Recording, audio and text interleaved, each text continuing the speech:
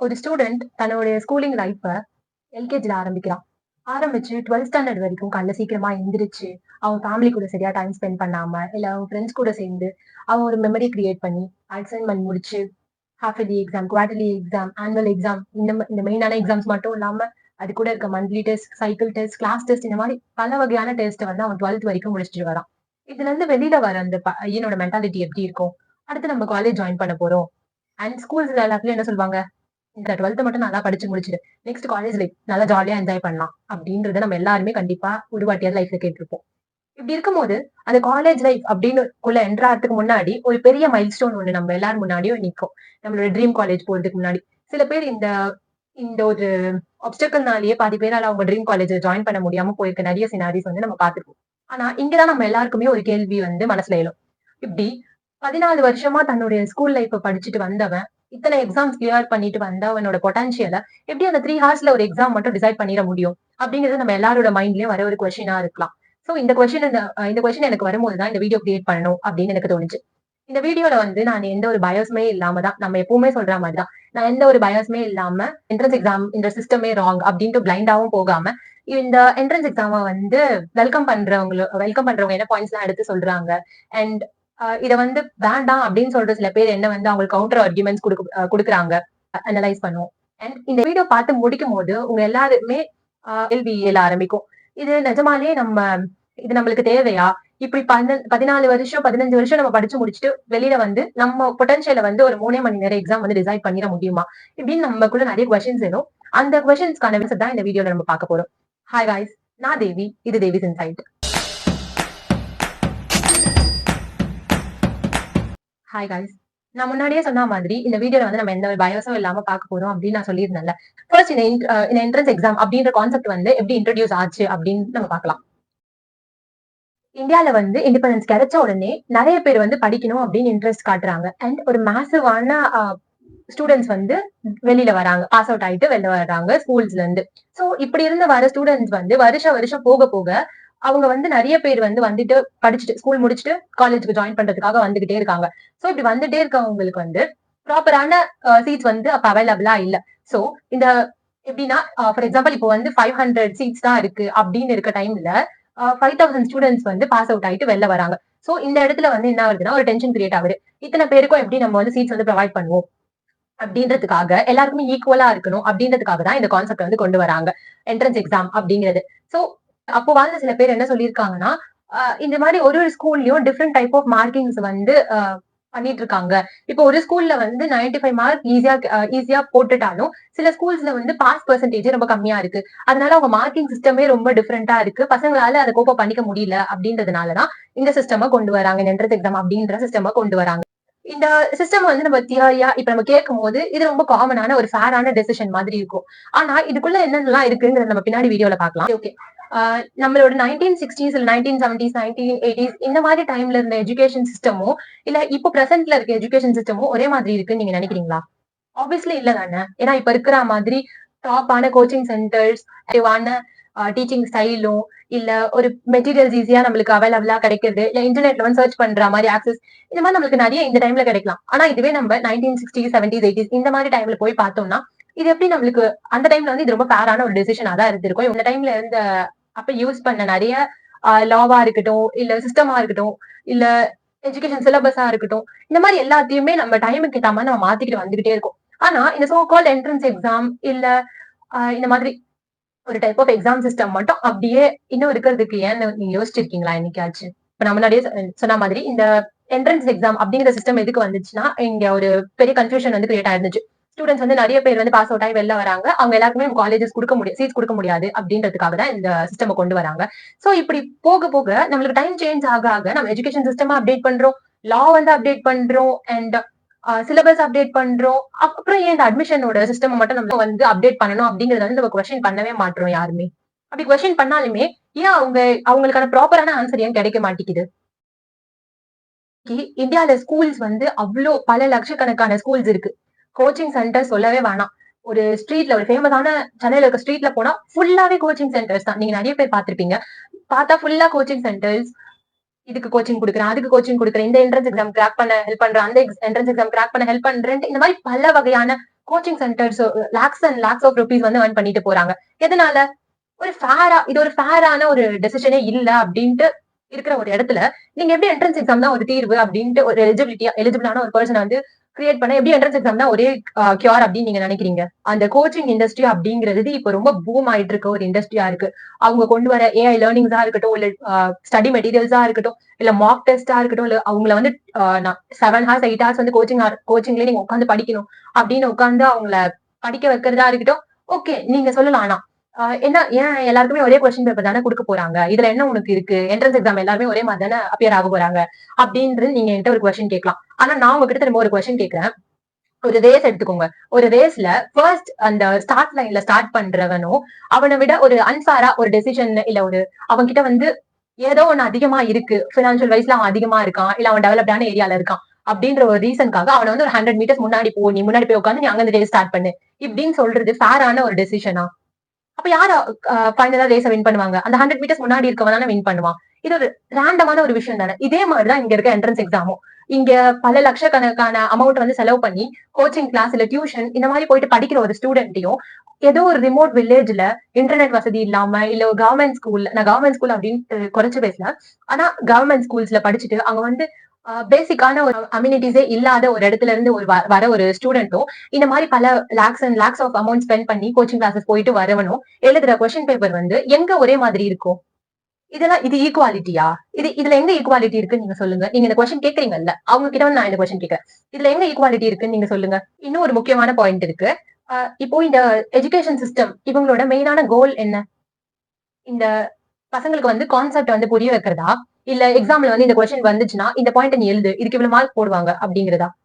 நம்ம வந்து பல பேர் நம்ம அப்படிதான் படிச்சு வந்திருப்போம். எதுவா இந்த கொஸ்டினா நம்மள சில பேர் வந்து கான்செப்டே புரியாம ஜஸ்ட் அதை மக பண்ணிட்டு எழுதுற நிறைய பேர் வந்து இருக்கிறாங்க. சோ இப்படி இருக்கும்போது இதுல இருந்து நம்மளுக்கு என்ன கெயின் ஆகுறோம்? எதுவுமே இல்ல. அந்த டைம்ல படிப்போம், படிச்சு போய் எக்ஸாம் எழுதிட்டு வரதுக்குள்ள அவ்வளவுதான், எல்லாமே மறந்து போச்சு. அந்த ஒரு 3 hours டைம்குள்ள மறந்து போறவன் வந்து கரெக்ட் அப்படின்னு நீங்க நினைக்கிறீங்களா?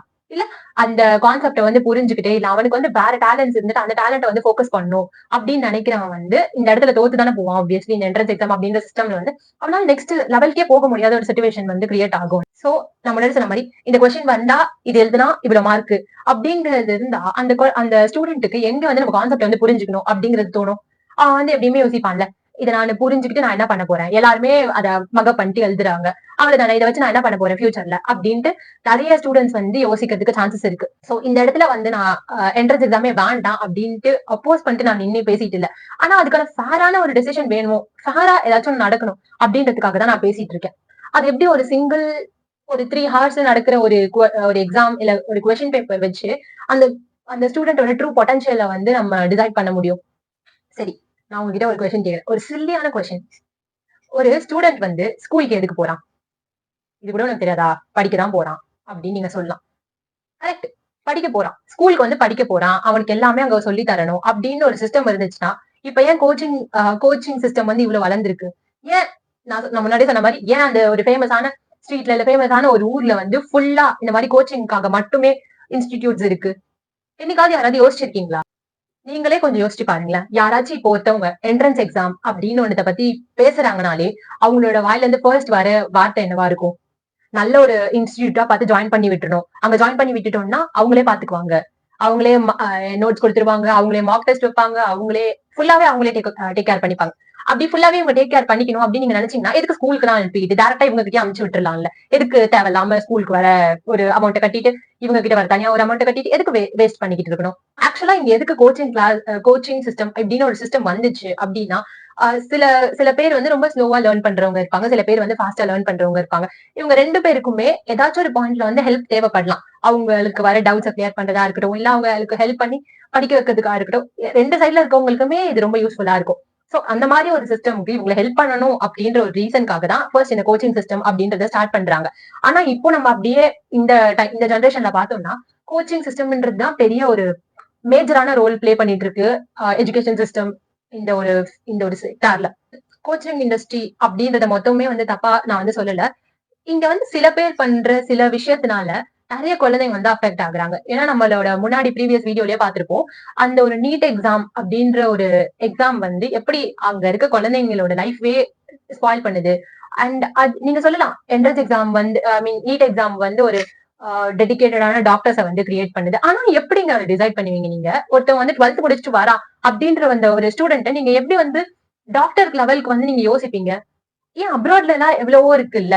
படிச்சு முடிச்சதுக்கு அப்புறமா அந்த எம்பிபிஎஸ் படிச்சு முடிச்சதுக்கு அப்புறமா அவன் டாக்டர் வந்து பிராக்டிஸ் பண்றதுக்கு முன்னாடி அவன் வந்து ஒரு எலிஜிபிலிட்டி டெஸ்ட் எழுதணும் அப்படிங்கிறது. இது இது எவ்வளவு ஃபேரா இருக்கு. ஆனா அதுவே நீ 12th முடிச்ச உடனே வந்து இந்த மாதிரி ஒரு எக்ஸாம் கிளியர் பண்ணும் அப்பதான் உன்னை படிக்கவே விடுவோம் அப்படின்றது. இது என்ன ஒரு ஃபேர்னஸ் நீங்க நினைக்கிறீங்க? இதுதான் நான் இங்கேயும் கொண்டு வரேன். இப்போ வந்து ஃபர்ஸ்ட் இப்ப எப்படி நீட்டுக்கு அப்படின்னு போகுதுன்னா, இப்போ வந்து ஆர்ட்ஸ் டிகிரி எல்லாத்துக்குமே என்ட்ரன்ஸ் எக்ஸாம் அப்படிங்கிற வர நிலைமை வந்து ரொம்ப தூரம் இல்லை நம்மளுக்கு. சோ நம்ம மோஸ்டா நம்ம எல்லாருக்குமே தெரியும். நிறைய காலேஜஸ்ல வந்து வெளியில தெரியலனாலும் நம்ம என்ட்ரன்ஸ் எக்ஸாம் எழுதிதான் நம்ம உள்ள போயிருப்போம். நீங்க எழுதிருக்கலாம், நான் எழுதி இருக்கிறேன். இந்த மாதிரி இல்ல அவங்களோட என்ட்ரன்ஸ் எக்ஸாம் சிஸ்டம் வேற டிஃப்ரெண்ட் டைப்ஸ்ல இருக்கும். ஒருத்தவங்க வந்து ரிட்டன் எக்ஸாம் கொடுக்கலாம். இல்ல ஒருத்தவங்களுக்கு வந்து இன்டர்வியூ மாதிரி அங்க இருக்க ஸ்டாஃப்ஸ் வந்து இன்டர்வியூ மாதிரி வைக்கலாம். அண்ட் சிலதுல வந்து இது ரெண்டுத்தையுமே சேர்த்து வச்சு நடக்கலாம். சோ இந்த மாதிரி இருக்கிற சில விஷயத்த பத்தி தான் நான் இங்க பேசிட்டு இருக்கேன். ஆனா இங்க வந்து சில டெடிகேட்டடான ஸ்டாஃப்ஸ் அண்ட் டீச்சர்ஸ்மே இருக்காங்க. இந்த மாதிரி சில பேருக்கு வந்து நம்ம ஹெல்ப் பண்ணணும், இல்ல சில குழந்தைங்களுக்கு வந்து நம்ம படிக்க வைக்கணும் அப்படின்ற ஒரு ஒரு சர்வீஸ்க்காக பாக்குற சில பேரும் இருக்காங்க. சில பேர் வந்து மணி மைண்டடா இருக்கிறவங்களும் இருக்காங்க. நம்ம அவங்கள பத்தி எல்லாம் தான் நம்ம பார்த்து ரொம்ப பயப்பட வேண்டியதா இருக்கு இந்த டைம்ல. ப்ராப்ளம் என்னன்னா, இப்போ கோச்சிங் சென்டர்ஸ் அப்படின்னு இருக்க இதுல வந்து இத வந்து 2 பேரா டிவைட் ஆறாங்க. ஐ மீன் இந்த கோச்சிங்க வந்து அஃபோர்ட் பண்ண முடியறவங்க அண்ட் அஃபோர்ட் பண்ண முடியாதவங்க. அஃபோர்ட் பண்றவங்க நான் சொல்றவங்களுக்கு வந்து மாக் டெஸ்ட் நடக்கலாம், இல்ல டெய்லி வந்து டெஸ்ட் நடக்கலாம், டெய்லி கோச்சிங் நடக்கலாம், டெய்லி அவங்களுக்கு வந்து மெட்டீரியல்ஸ் கொடுக்கலாம், இல்ல எக்ஸ்பீரியன்ஸ்டான ஸ்டாஃப்ஸ் வரலாம், இல்ல ப்ரீவியஸ் இயர்ஸ் கொஸ்டின் பேப்பர்ஸ் எடுத்துட்டு வந்து அவங்களுக்கு தினமும் டெஸ்ட் கொடுத்து அவங்கள வந்து இதுக்காக ரெடி பண்ணிட்டு வரலாம். ஆனா அப்படியே இன்னொரு சைட்ல பார்த்தோம்னா ஃபேமிலி ப்ரெஷர் அண்ட் தினமும் ஒர்க் போயிட்டு படிக்கிற நிறைய பசங்களை வந்து நம்ம பார்த்திருப்போம். அண்ட் அவங்களுக்கு வந்து ப்ராப்பரா ஃபேமிலியை லீட் பண்றதுக்கே காசு இல்ல. அப்போ நீ எதுக்கு கோச்சிங் கிளாஸ் போகணும் இப்படின்னு கேட்கறவங்க ஃபேமிலி வந்து நிறைய பேர் இருக்காங்க. அண்ட் அவங்களா படிச்சுட்டு அவங்களுக்கு புரிஞ்ச கான்செப்ட் வச்சு இருக்கிற பசங்களும் நிறைய பேர் இருக்காங்க. சோ இந்த இடத்துல வந்து இந்த இந்த இதுல வந்து ஈக்குவாலிட்டி அப்படிங்கறதே இல்லாம போகுது. சோ இவங்க 2 பேரையும் இந்த மாதிரி நான் சொன்னல இந்த 2 டைப் ஆஃப் பீப்புளையும் எடுத்துட்டு போயிட்டு ஒரு கிளாஸ் ரூம்ல உட்கார வச்சு ஒரே கொஸ்டின் பேப்பர் கொடுத்து எழுத வைக்கிறீங்க. இது ஈக்குவலா? எழுதுற கொஸ்டின் பேப்பர் வந்து ஈக்குவலா இருக்கும் எல்லாருக்குமே. இந்தியா லெவல்ல எல்லாருமே ஒரே மாதிரி கொஸ்டின் பேப்பர் தான் யூஸ் பண்ணுவாங்க. ஓகே, பட் இவன் ப்ரிப்பேர் பண்ணது ஈக்குவலா? இல்ல அவனுக்கு கிடைச்ச அட்வான்டேஜஸ் ஈக்குவலா? இல்ல அவனுக்கு கிடைச்ச மென்டார்ஷிப் ஈக்குவலா? இந்த இடத்துலதான் இந்த இன்இக்வாலிட்டி அப்படின்னு ஒரு கான்செப்ட் வந்து ரைஸ் ஆகுது. சோ கோச்சிங் சென்டர்ஸ்ல என்ன டீச் பண்ணுவாங்க? எப்படியோ ஸ்கூல்ல வந்து அவங்களுக்கு கான்செப்ட் சொல்லி கொடுத்துருவாங்க. கரெக்டா? ஸ்கூல்ல வந்து கான்செப்ட் சொல்லி கொடுத்துருவாங்க. இந்த கோச்சிங் சென்டர்ஸ் அப்படின்னு இருக்கிற இடத்துல இந்த ஒரு ஸ்டூடெண்ட் என்னென்ன டீச் பண்றாங்கன்னா, டைம் மேனேஜ்மெண்ட், ஒரு கொஸ்டின் இவ்வளவு டைம் தான் எடுத்துக்கணும், இதுக்கு மேல எடுத்தா நம்ம ஃபியூச்சர்ல வர கொஸ்டின்ஸ்க்கு வந்து இதுவாகும் அப்படின்றதுக்காக அவனுக்கு டைம் மேனேஜ்மெண்ட் சொல்லி தருவாங்க. அண்ட் ஷார்ட் கட்ஸ், எக்ஸ்பர்ட்ஸ் வந்து பல பேர் வந்து இதுக்கான ஷார்ட் கட் இது பண்ணினா உனக்கு ஈஸியா ஆன்சர் டிரைவ் ஆயிடும் அப்படின்னு நிறைய பேர் சொல்லலாம். இல்ல எக்ஸ்பெக்டட் கொஸ்டின்ஸ் அப்படின்னு சொல்லிட்டு ஒரு லிஸ்ட் கொடுக்கலாம். இல்ல இதுக்கு வந்து ஸ்கோரிங் ஸ்ட்ராட்டஜி, இந்த இந்த கீவேர்ட்ஸ் எல்லாத்தையும் யூஸ் பண்ணினா இந்த கொஸ்டினுக்கு வந்து நல்ல மார்க்ஸ் கிடைச்சிரும் இப்படின்ட்டு இந்த கோச்சிங் சென்டர்ஸ் வந்து உட்காந்து ஒருத்தவங்களுக்கும் நோட்ஸ் கொடுத்துட்டு இருக்காங்க. அப்போ இந்த மாதிரி இவங்களுக்கு ஷார்ட் கட்ஸா இருக்கட்டும், இல்ல ஈஸியா கீ பாயிண்ட்ஸா இருக்கட்டும், இல்ல எக்ஸ்பெக்டட் கொஸ்டின்ஸ், இம்பார்ட்டன்ட் கொஸ்டின்ஸ் இந்த மாதிரி கொடுத்துட்டு இது எப்படி இதுக்கு அப்புறம் இவங்களை வந்து ஒரு என்ட்ரன்ஸ் எக்ஸாம் அனுப்பிச்சு வைக்கிறாங்கன்னா, இது எப்படி நாலேஜ் டெஸ்ட் பண்றதுக்கான ஒரு இதுவா இருக்கும்? இல்ல கோச்சிங் சென்டர்ஸ் வந்து எவ்வளவு வந்து அவங்க அவங்க வந்து எக்ஸ்பெக்ட் பண்ண கொஸ்டின்ஸ் எவ்வளவு வந்திருக்கு, இல்ல அவங்க எக்ஸ்பெக்ட் பண்ண மார்க் வந்திருக்கு அப்படின்ட்டு கோச்சிங் சென்டர்ஸ் டெஸ்ட் பண்றதுக்கான ஒரு சிஸ்டமா? ஏன்னா ஒரு ஸ்டூடெண்ட் வந்து பிரில்லியண்டான ஒரு ஸ்டூடெண்டா இருக்கலாம், அவனுக்கு வந்து கான்செப்ட் தெரிஞ்சிருக்கலாம். பட் நான் முன்னாடியே சொன்ன மாதிரி அந்த கீ பாயிண்ட்ஸா இருக்கட்டும், இல்ல அவனுக்கு தெரிஞ்ச மாதிரி இந்த ஷார்ட்கட் யூஸ் பண்ணி டிரைவ் பண்றது, இதெல்லாம் பண்ண முடியாம இருக்க ஒரு ஸ்டூடெண்ட் வந்து ஆப்வியஸ்லி என்ட்ரன்ஸ் எக்ஸாம் கிராக் பண்ண முடியாத மாதிரி ஒரு சிச்சுவேஷன் வந்து கிரியேட் ஆகும். அதே நேரத்துல இந்த ஸ்ட்ராட்டஜி தெரிஞ்ச அந்த ஸ்டூடெண்ட் வந்து என்ன பண்ணுவான், டக்குன்னு முடிச்சு அவன் வந்து காலேஜுக்குள்ளயோ இல்ல அவன் நினைக்கிற இடத்துக்குள்ளயோ அவனால ஈஸியா போயிட முடியும். அப்போ ஃபுல்லாவே நம்ம அந்த கோச்சிங் சென்டர்ஸே வந்து பிளேம் பண்ண போறது கிடையாது. ஏன்னா அவங்களுக்கு வந்து டிமாண்ட் அதிகமா இருக்கு. சோ இந்த மாதிரி ஸ்கூல் ஒரு பேரண்ட்ஸோட மென்டாலிட்டி எப்படி இருக்குன்னா, நம்ம ஒரு மெட்ரோபாலிட்டன் ஏரியா இந்த மாதிரி இடத்துல எல்லாம் இருக்கும் அப்படின்னா, ஓகே நம்ம குழந்தைக்கு வந்து நம்ம இதெல்லாம் கொடுக்கலாம், இந்த ஃபெசிலிட்டி எல்லாம் கொடுக்கலாம் அப்படின்றதுக்காக அவங்க அதை ஃபோக்கஸ் பண்ணி அவங்க வந்து கொடுக்குறாங்க. சோ பேரண்ட்ஸ் மத்தியில இந்த இடத்துல வந்து டிமாண்ட் ரொம்ப அதிகமா இருக்கு.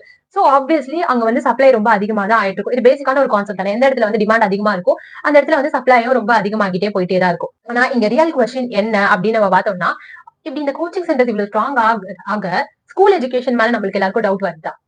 எனக்கு வருது. அதனாலதான் நான் உங்ககிட்ட கேட்கிறேன். எனக்கு ஆப்வியஸ்லி வருது. இப்போ ஸ்கூல்லயே வந்து எல்லா கான்செப்டையுமே கரெக்டா நம்மளுக்கு சொல்லி தராங்க அப்படின்னா நம்ம எதுக்கு கோச்சிங்னு ஒண்ணு போக வேண்டியது இருக்கு? ஸ்கூல்லயே நமக்கு தான் எல்லாத்தையும் சொல்லி தந்துருவாங்க இல்ல. நம்ம எதுக்கு தேவையில்லாம இன்னொன்னு செலவு பண்ணிட்டு, இல்ல எனக்கு கான்செப்ட் புரியல அப்படின்னா நம்ம அங்க இருக்க ஸ்டாஃப்ஸ் கிட்டயே போய் கேட்டோம்னாலே நெறைய பேர் வந்து சொல்லி தரதுக்கு ரெடியா தான் இருப்பாங்க. அப்படி இருக்கும்போதும் எதுக்கு இந்த மாதிரி ஒரு விஷயம்லாம் வருது அப்படின்றது என் மனசுல எழுற கொஸ்டின். சோ இந்த மாதிரி அன்இக்குவலா நெறைய விஷயம் நடக்க ஒரு ஸ்டூடெண்ட் ஆப்வியஸ்லி என்ன ஆகும் ஆனா அவனுக்கு வந்து மென்டல் பிரஷர் வந்து அதிகமாகும். அவனுக்கு இருக்க அவன் கூட இருக்க ஒரு ஃப்ரெண்டா இருக்கிறவங்க வந்து இந்த மாதிரி நிறைய ஸ்கோர் பண்றாங்க இல்ல ஒரு நல்ல காலேஜ்க்கு போறாங்க ஆனா இவங்களால முடியல அப்படின்னா அவனுக்கு வந்து பியர் பிரஷரும் அவனுக்கு வரதுக்கு நிறைய சான்சஸ் இருக்கு. அண்ட் இதனால அவன் சொசைட்டில வந்து ஆஹ் ஒரு ஒரு ஸ்ட்ராங்கான ஒரு ஹியூமனாவே இருக்க மாட்டான். ஏன்னா இந்த ஒரு ஒரு என்ட்ரன்ஸ் எக்ஸாம் அப்படின்றது இந்த மாதிரி பல வகையில அந்த பையனை வந்து அஃபெக்ட் பண்ணும். இதனால அவன் டிப்ரெஷனுக்குள்ள போகலாம் இல்ல ஸ்ட்ரெஸ் அவனுக்கு அதிகமாகலாம். இதனால சில பல பேர் வந்து உயிரிழந்ததையும் நம்ம வந்து நியூஸ்ல வந்து தினமும் பாத்துக்கிட்டே தான் இருக்கும். இந்த மாதிரி எஜுகேஷன் சிஸ்டம்ல நடக்கிற பல விஷயங்கள்னால பசங்க வந்து அஃபெக்ட் ஆயிட்டு இருக்கிற நிறைய சினாரியோஸ்ல வந்து நம்ம பார்த்திருப்போம். சோ அதை பத்தி தான் நம்ம நெக்ஸ்ட் பார்க்க போறோம். இது வந்து எப்படி அந்த ஸ்டூடெண்ட் வந்து அஃபெக்ட் பண்ணுது, அவங்க எப்படி அவங்களோட மென்டாலிட்டி எப்படி மாறுது கொஞ்சம் கொஞ்சமா அப்படிங்கறத நெக்ஸ்ட்ல பார்க்கலாம். ஓகே, இந்த என்ட்ரன்ஸ் எக்ஸாம்ல அப்பியர் ஆக போறவங்க மோஸ்டா யாரா இருப்பாங்க? ஒரு 17, 18 வயசு இருக்க ஒரு டீனேஜ் பீப்புளா இருப்பாங்களா? இப்போ நம்மளே எடுத்துக்கலாமே. நம்ம ஒரு டீனேஜ் டைம்ல நம்ம என்னெல்லாம் யோசிச்சிருப்போம்? நம்ம ஜாலியா இருக்கணும், ஃப்ரெண்ட்ஸ் கூட மெமரி கிரியேட் பண்ணணும். ஆனா இது எல்லாத்தையும் தாண்டி அந்த ஸ்கூலுக்கு அப்படின்னு நம்ம போறோம். அந்த டைம்ல வந்து நம்மளுக்கு என்ன தோணும்? இந்த எக்ஸாம் நான் கிளியர் பண்ணலன்னா நான் காலி அப்படின்றது பல ஸ்டூடெண்டோட மைண்ட்ல வந்து ஓடிட்டு இருக்க ஒரு கொஸ்டின். ஏன் நம்மளே ஸ்டூடெண்டா இருக்கும்போது நம்ம மைண்ட்லயே ஓடின ஒரு ஒரு விஷயமா தான் இது இருக்கும். ஆனா ரியாலிட்டி என்னன்னா இந்த இடத்துலதான் வந்து காம்படிஷன் அப்படின்றது ஒன்று குரோ ஆகுது. நம்ம எஜுகேஷன் சிஸ்டம்லயும் இல்ல நம்ம சொசைட்டிலயும் ஒரு ஒரு கன்ஸ்ட்ரக்ஷன் இருக்கு. இந்த எக்ஸாம கிளியர் பண்ணல இல்ல நீ ஃபெயில் ஆகுற அப்படின்னா அந்த ஒரு பர்சன் அந்த ஒரு ஸ்டூடெண்ட வந்து லைஃப்லயே ஃபெயிலியர் அப்படின்னு சொல்லிட்டு அவனை ஒதுக்கி வச்சிருவாங்க. அண்ட் சொசைட்டில இருக்கவங்க அவனை மதிக்க மாட்டாங்க. அவனுக்கு அந்த லைஃப்ல நெக்ஸ்ட் எப்படி எடுத்துட்டு போகணும் அப்படிங்கறதும் அவனுக்கு வந்து ப்ராப்பரான கைடன்ஸ் இருக்காது. இப்போ இந்த மாதிரி இருக்கிறவன் எப்படி ஈஸியா லேபிள் பண்ணி விட்டுருவாங்க. ஆனா ஒரு எக்ஸாம் எப்படி அவனோட ஒர்த்த வந்து டிசைட் பண்ண முடியும் அப்படின்னா இப்படி படிக்காம இருக்கான் இல்ல அவனால கிளியர் பண்ண முடியல அப்படின்னு இருக்கவன் எல்லாருமே ஃபெயிலியர் அப்படின்னு நினைச்சோம்னா நம்ம ஹிஸ்டரியில பார்த்தா ரொம்ப சக்சஸ்ஃபுல்லா பிசினஸ் மேனா இருக்கவங்க எல்லாருமே ஒரு டாப்பர் இல்ல இவங்க சொல்ற மாதிரி ஒரு இவ்வளவு மார்க்ஸ் இருந்தாலும் நல்லா அச்சீவ் பண்ண முடியும் அப்படின்றவங்க இல்ல சயின்ஸ்ல நிறைய இனோவேஷன்ஸ் கொண்டு வந்தவங்க எல்லாருமே இவங்க சொல்ற மாதிரி டாப்பர்ஸா இருந்தது இல்ல. நம்ம எல்லாருமே படிச்சிருப்போம் இந்த இந்த கதைகள் பத்தி எல்லாம். சோ இந்த மாதிரி ஒருத்தவங்களுக்கு வந்து ஒரு டேலண்ட் இருக்கலாம். சில சில ஃபேமிலிஸ்ல வந்து டெய்லி ரொட்டீனாவே சில குழந்தைங்க வந்து இதை கேட்கலாம். உன் கசன் வந்து இவ்வளவு படிச்சுட்டான் இல்ல உன் தம்பி பாரு இவ்வளவு மார்க்ஸ் எடுத்துட்டான், நீ ஏன் எடுக்க மாட்டேங்கிற, உன்னால ஏன் படிக்க முடியல, இல்ல உன் கிளாஸ்ல இருக்க ஃபர்ஸ்ட் அங்க எடுக்கிறவனை பாரு, ஃபர்ஸ்ட் கிரேட் எடுக்கிறவனை பாரு, எப்படி அவங்களால மட்டும் எடுக்க முடியுது, அவனுக்கும் அதே தானே ஒரு டீச்சர் வந்து சொல்லி தராங்க. இப்படி நிறைய நம்ம ஃபேமிலிலேயே நம்ம கேட்டிருக்கிறதுக்கு நிறைய சான்சஸ் இருக்கு. சோ இந்த மாதிரி கம்பாரிசன் வந்து எந்த பாயிண்ட்லயுமே வந்து மோட்டிவேஷன் அப்படின்றது கிடையாது. அவங்களுக்கு வந்து இன்ஃபீரியாரிட்டி காம்ப்ளெக்ஸ் அப்படிங்கிறது தான் இன்னும் குரூவ் ஆகும். ஏற்கனவே அந்த மாதிரி ஒரு சிச்சுவேஷன்ல இருக்கவன் தன்னை வந்து ரொம்ப இன்ஃபீரியரா தான் நினைச்சிட்டு இருப்பான். அவங்க கிட்ட போய் திரும்ப திரும்ப உன்னால ஏன் முடியல, அவங்களால முடியுது, இவங்களால முடியுது, நீ ஏன் இதை பண்ண மாட்டேற அப்படின்னு அவங்க மேல அவங்க மண்டபத்துல ஒரு ஸ்ட்ரெஸ் போட இவங்களுக்கு வந்து இவங்க என்ன யோசிப்பாங்கன்னா நம்ம ஃபேமிலி டிசப்பாயிண்ட் பண்ணக்கூடாது இல்ல நம்ம அப்பா அம்மாவை டிசப்பாயிண்ட் பண்ணக்கூடாது, இவங்க முன்னாடி நம்ம திரும்ப போயிட்டு நம்ம இவ்வளவு மார்க்ஸ் எடுத்தோம் அப்படின்னு சொல்லணும் அப்படிங்கிறது மட்டும் தான் அந்த குழந்தை வந்து திரும்ப திரும்ப யோசிச்சு அதுக்காக ஒரு ஸ்டெப்பா எடுப்பான். சொன்ன மாதிரியே ஒரு டெம்பரவரியா கொஞ்சம் படிச்சுட்டு அதுக்கப்புறமா அதே எடுத்துட்டு போயிட்டு மகப் பண்ணிட்டு அந்த ஆன்சரை எழுதிட்டு வந்துருவான். ஏன்னா அதுக்கப்புறம் அவனுக்கு தேவையானது என்ன, இல்ல அவனுக்கோ இல்ல அவன் ஃபேமிலிக்கு அவன் பேரண்ட்ஸ்க்கு தேவையானது என்ன, அவன் வந்து படிக்கணும் நல்ல மார்க்ஸ் எடுக்கணும் அவ்வளவுதான். அவங்களுக்கு மார்க்ஸ் அப்படிங்கிறது மட்டும் தான் அவங்க மெயினா ஃபோக்கஸ் பண்ணுவாங்க. ஆனா இது வந்து அவனுக்கு வந்து ஒரு லாங் டேர்மான ஒரு ஸ்ட்ரெஸ் வந்து கிரியேட் ஆகுது அப்படின்னு சொல்லி நிறைய ஸ்டடீஸ்ல வந்து சொல்றாங்க. நிறைய சயின்டிஸ்ட் வந்து இதை பத்தி ரிசர்ச் பண்ண சயின்டிஸ்ட் வந்து நிறைய இதை பத்தி சொல்றாங்க. நான் படிக்கும் போது ஒரு ஸ்டாஃப் இருந்தாங்க. அவங்க வந்து சொல்லுவாங்க இந்த மாதிரி நீங்க வந்து ஸ்கூல்ல பண்ற மிஸ்டேக் வந்து உங்களுக்கு எப்பவுமே ஒரு லேர்னிங்கான ஒரு ஸ்டெப் தான். நீங்க இங்க இந்த மிஸ்டேக் பண்றது வந்து தப்பே கிடையாது. ஆனா நீங்க அதே ஒரு காம்படிட்டிவ் எக்ஸாம்ஸ்லயோ இல்ல பப்ளிக் எக்ஸாம்லயோ நீங்க போய் அதே தப்பு பண்ணீங்கன்னா உங்க ட்ரீமே மிஸ் ஆகிறதுக்கான சான்சஸ் இருக்கு. சோ அதனால அதை ஃபோக்கஸ் பண்ணி படிங்க அப்படின்னு ஒரு ஸ்டாஃப் வந்து எனக்கு சொல்லியிருக்காங்க. சோ இந்த இந்த இந்த டிஃபரன்ஸ் தான் நான் சொல்லிட்டு இருக்கேன். இந்த மாதிரி ஸ்கூல்ல படிக்கும் போது இருக்கிறது வந்து ஒரு லேர்னிங்கான ஒரு ஸ்டெப்பா இருந்துச்சுன்னா அந்த காம்படிட்டிவ் எக்ஸாமும் அந்த மாதிரி தானே இருக்கும். ஏன்னா நான் ஸ்கூல்ல முடிச்சுட்டு அப்படியே போயிட்டு இங்கதான் அப்பியர் ஆக போறேன். சோ எனக்கு எப்படி தெரியும், அப்ப இங்க எனக்கு ஒரு லேர்னிங் நான் நெக்ஸ்ட் படிக்க போறேன் அப்படிங்கிறதுக்கான லேர்னிங்கான ஒரு ஸ்டெப் தானே இது. அப்ப அவங்களே எனக்கு அந்த மாதிரி தானே பண்ணி ஆகணும். இந்த மாதிரி ஒரு ப்ரெஷர் பில்ட் ஆகிற இடத்துலதான் நான் முன்னாடியே சொன்ன மாதிரி கோச்சிங் அப்படிங்கிறது உள்ள வராங்க. இவங்க உள்ள வந்து கூட எனக்கு முழுசா ஹெல்ப் பண்ண போறது கிடையாது. ஏன்னா இவங்களும் தூக்கி என் மண்டைக்குள்ள இன்னும் 4-5 மெட்டீரியல்ஸ் நான் படிக்கணும் அப்படிங்கிற ஒரு ஸ்ட்ரெஸ், தினமும் மாக் டெஸ்ட் எழுதணும் அப்படிங்கிற ஒரு ஸ்ட்ரெஸ். அண்ட் நீங்க கேட்கலாம் படிக்கிற டைம்ல படிக்கிறத விட்டுட்டு உங்களுக்கு என்ன ஸ்ட்ரெஸ் அப்படின்ட்டு. ஆனா நீங்க யோசிச்சு பாருங்க, ஒருத்தவங்க வந்து ஒரு நாளைக்கு ஒரு புக் படிக்கிறாங்க. ஓகே. இந்த சயின்ஸா இருக்கட்டும், இல்ல மேத்ஸா இருக்கட்டும், இந்த மாதிரி ஒரு நாளைக்கு ஒரு கான்செப்ட் வந்து படிக்கிறாங்க. ஆனா சயின்டிஸ்ட் என்ன சொல்றாங்கன்னா, ஒரு மனுஷனால ஃபோக்கஸ் பண்ணி ஒரு 20 மினிட்ஸ் மட்டும் தான் அவனால ஃபோக்கஸ் பண்ணி அவனால படிக்க முடியும். இல்ல அவனுக்கு எடுக்கிற லெக்சர் வந்து கவனிக்கவே முடியும் அப்படின்றத வந்து சயின்டிஸ்ட் எல்லாருமே ரிசர்ச் பண்ணியே மென்ஷன் பண்றாங்க. இப்படி இருக்கும்போது ஒரே டைம்ல வந்து இது படி, அத படி, இல்ல இத பண்ணு, அத பண்ணி, இந்த அசைன்மென்ட் பண்ணி, இந்த டெஸ்ட் எழுது, இந்த எக்ஸாம் கிட்ட வருது. இந்த மாதிரி பல ஸ்ட்ரெஸ்ஸ தூக்கிட்டு வந்து தலையில போடுறாங்க. அப்படின்னா எப்படி இந்த ஸ்ட்ரெஸ்ஸையும் ஹேண்டில் பண்ணும், நான் வந்து இந்த எக்ஸாமையும் கிளியர் பண்ணும், ஸ்கூல்ல நடக்கிற மத்த ஆக்டிவிட்டீஸ்லயும் நான் ஃபோக்கஸ் பண்ணும் அப்படின்னா எப்படி அவனால அத எல்லாத்தையும் ஹேண்டில் பண்ண முடியும்? அதுவும் நம்ம நிறைய மென்ஷன் பண்ண மாதிரி ஸ்கூல்ல படிக்கிறவங்க ஒன்னும் 30 வயசு இல்ல ஒரு ஸ்டேபிளான ஒரு மைண்ட்ல இருக்கவங்களும் கிடையாது. அவங்க ஒரு டீனேஜ் ஸ்டூடெண்ட்ஸ் தானே. ஆப்வியஸ்லி அவங்க எல்லாருக்குமே எப்படி இருக்கும், அதுவும் இந்த செஞ்சுரியில எப்படி இருக்கும்னா நம்ம ஜாலியா இருக்கணும். அண்ட் நிறைய சில பேர் வந்து நல்லா ஃபோக்கஸ் பண்ணி படிக்கிறவங்களும் இருக்காங்க. ஆனா சில பேருக்கு வந்து படிக்கிறது மட்டும் இல்லாம மத்த மத்த இதுல வந்து நிறைய டேலண்ட் இருக்கலாம். சில பேர் வந்து இப்ப நம்ம பாக்குற மாதிரி நல்லா கான்டென்ட் மேக் பண்ணலாம், சின்ன வயசுலயே நல்லா கான்டென்ட் மேக் பண்ணலாம். இல்ல சில பேருக்கு வந்து ஆஹ் நல்லா வந்து ரொபோட்டிக்ஸ் பத்தியான இன்ட்ரெஸ்ட் இருக்கலாம். இல்ல சில பேருக்கு வந்து அக்ரிகல்ச்சர், ஃபார்மிங் இந்த மாதிரி ஒரு இன்ட்ரெஸ்ட் இருக்கலாம். இல்ல சில பேருக்கு வந்து ஃபேஷன் டிசைனிங் இந்த மாதிரி ஒரு விஷயத்துல எல்லாம் இன்ட்ரெஸ்ட் இருக்கலாம். சோ இவங்க எல்லாரையும் புடிச்சிட்டு நீங்க ஒரே ஒரு என்ட்ரன்ஸ் எக்ஸாம் கிளியர் பண்ணணும் அப்படின்ட்டு சொல்றதுனால இது எந்த இடத்துல கரெக்டா இருக்கும் நீங்க நினைக்கிறீங்க? நான் முன்னாடியே சொன்ன மாதிரி நம்ம இந்த வீடியோல வந்து அப்போஸ் பண்றவங்களோட பாயிண்ட்ஸ் மட்டுமோ இல்ல இதை சப்போர்ட் பண்றவங்களோட பாயிண்ட்ஸ் மட்டுமே பார்க்க போறது இல்ல. இவங்க 2 பேரோட பாயிண்ட்டும் சேர்த்து தான் நம்ம அனலைஸ் பண்ண போறோம். நான் முன்னாடியே சொல்லியிருந்தேன். அந்த மாதிரி இந்த என்ட்ரன்ஸ் எக்ஸாம வந்து சப்போர்ட் இவ்வளவு நேரம் நம்ம இந்த என்ட்ரன்ஸ் எக்ஸாம் அப்போஸ் பண்றவங்க இல்ல இது வேண்டாம் அப்படிங்கிறவங்க என்னெல்லாம் சொல்றாங்க அப்படிங்கறத நம்ம பார்த்தோம். ஆனா இப்ப நம்ம என்ன பார்க்க போறோம்னா இது வேணும் அப்படின்னு சொல்றவங்க வந்து என்ன சொல்றாங்க அப்படிங்கறத பார்க்கலாம். ஃபர்ஸ்ட் இந்த என்ட்ரன்ஸ் எக்ஸாம் வந்து வேணும் அப்படின்னு சொல்றவங்க அவங்களோட ஃபர்ஸ்ட் பாயிண்ட் என்ன எடுத்து வைக்கிறாங்கன்னா மெரிட் அப்படிங்கிறது. சோ இவங்களோட பெர்ஸ்பெக்டிவ்ல பார்த்தா என்னன்னா ஒரு இயருக்கு வந்து lakhs and lakhs of students வந்து பாஸ் அவுட் ஆயிட்டு வெளில வராங்க. சோ இவ்வளவு பேரையும் அகாமடேட் பண்றதுக்கு வந்து ஒரு காலேஜஸ் இல்ல. சோ இவங்க எல்லாருக்குமே ஒரு பெஞ்ச் மார்க்கா இருக்கணும் அப்படின்றதுக்காக இந்த ஒரே கொஸ்டின் பேப்பரை வச்சு ஒரே இடத்துல இந்த ஸ்டூடெண்ட்ஸ் எல்லாருக்கும் ஒரே மாதிரி எவால்வேஷன் சிஸ்டமா இருக்கட்டும், இல்ல ஒரே மாதிரி அவங்க படிச்ச சிலபஸா இருக்கட்டும், இது எல்லாத்தையும் யூஸ் பண்ணி இங்க காலேஜ் சீட்ஸை வந்து கொடுக்கணும். இதனால வந்து ஒரு டிரான்ஸ்பரன்சி இருக்கும் அந்த செலக்ஷன்ல அப்படின்னு அவங்க நம்புறாங்க. இதனால ரெக்கமெண்டேஷன் இல்ல இன்ஃபுளுன்ஸ் யூஸ் பண்ணி உள்ள வரவங்க, இல்ல டொனேஷன் கொடுத்து உள்ள வரவங்க, இந்த மாதிரி இருக்கவங்க எல்லாரையுமே கம்மி பண்ணலாம் அப்படின்னு இவங்க நம்புறாங்க. சோ இந்த மாதிரி இருக்கவங்க சொல்ற செகண்ட் பாயிண்ட் என்னன்னா ரிலையபிலிட்டி. இந்தியால வந்து டிஃப்ரெண்ட் போர்ட்ஸ் ஆஃப் எஜுகேஷன்ஸ் இருக்கு. என்சிஆர்டியா இருக்கலாம், இல்ல சிபிஎஸ்சியா இருக்கலாம், இல்ல ஸ்டேட் போர்டா இருக்கலாம். அந்த மாதிரி டிஃப்ரெண்ட் டைப்ஸ் ஆஃப் போர்ட்ஸ் இருக்கு. சோ ஒரு ஸ்கூல்ல வந்து 95 மார்க்ஸ் எடுக்கிறது ரொம்ப கஷ்டமா இருக்கலாம். ஆனா சில ஸ்கூல்ஸ்ல வந்து இன்டர்னல் மார்க்ஸ் வந்து ஈஸியா போடுறவங்களும் இருக்காங்க. சில பேர் வந்து நம்ம பசங்க தானே அப்படின்னு சொல்லிட்டு மார்க்ஸ் அதிகமா போடுறவங்களும் இருக்காங்க.